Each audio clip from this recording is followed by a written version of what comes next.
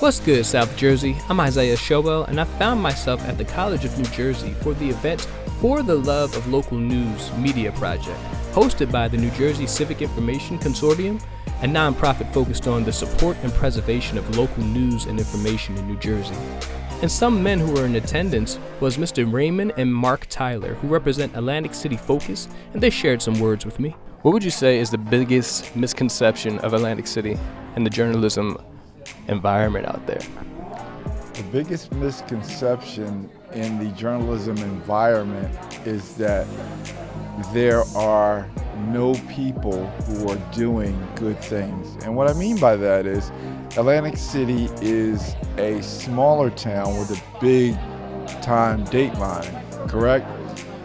And so people typically will look for negative news, and there's a plethora of it. However, there are people who don't have such big names, who are out there and they're doing God's work and they're doing good work. And those are the things that we enjoy highlighting.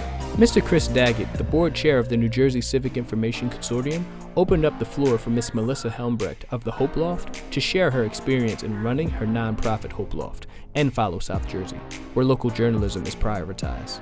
And Assembly Majority Leader Lou D. Greenwald also talked about how people do not depend on local news anymore and how scary that is to him. But Miss Valerie Merritt, Communications and Press Manager for New Jersey Future, and Mr. Reet Starwin, Project Coordinator for Stories Invincible and Good News Camden, shared what makes a good journalist from a black journalist perspective. Very first thing we should do is remember facts over feelings. Not that your feelings don't matter, but as a journalist, our role is to tell the story and tell the story truthfully. Amen. So check your facts, keep your feelings aside, and always think about the people that you're reporting to, and know your why. It's incredible to always know your why. Couldn't agree more. How about you, sir? I love the point of know your why. I really do believe that we have to start with understanding why these people need this information and why we're in a position to give that information.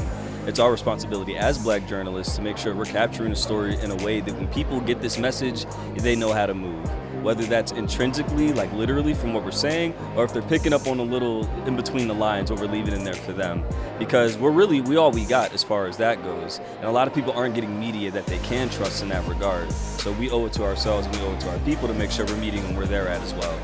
The day progressed with breakout sessions, and the one that I went to featured the documenters. And Miss Victoria Masteller, the co-manager of the documenters, clarifies what documenters do for their communities that they serve.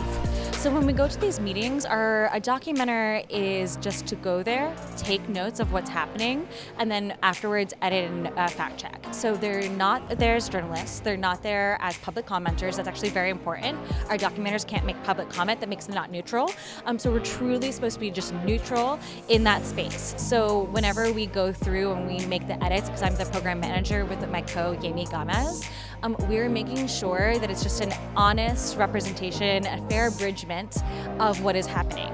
And so that's part of our job. So that's part of why we talk, that's another way that we help our documenters if they ever feel resistance, is we are neutral reporters. We're not a journalist. Yes, we can send over things to journalists, but this is a way that we're making sure that meeting notes are happening. So meeting notes are not always happening for every agency. So it's just another way for us to be in relationship with our community. Speaking of relationship with the community, Mr. Clyde Hughes, founder of Frontrunner New Jersey, was in attendance also.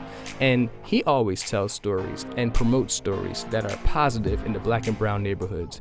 And also in attendance, Ms. Sharonda Allen, the founder of Operation Grow Inc., they focused on human, economic, social, and environmental sustainability for the youth. Also, one of the top priorities for Ms. Allen is teaching the youth about civics. Ultimately, looking back on this event, it seems every individual in attendance cares strongly about local journalism. But the question is, do you, South Jersey? On the College of New Jersey's campus, I'm Isaiah Showell with Follow South Jersey.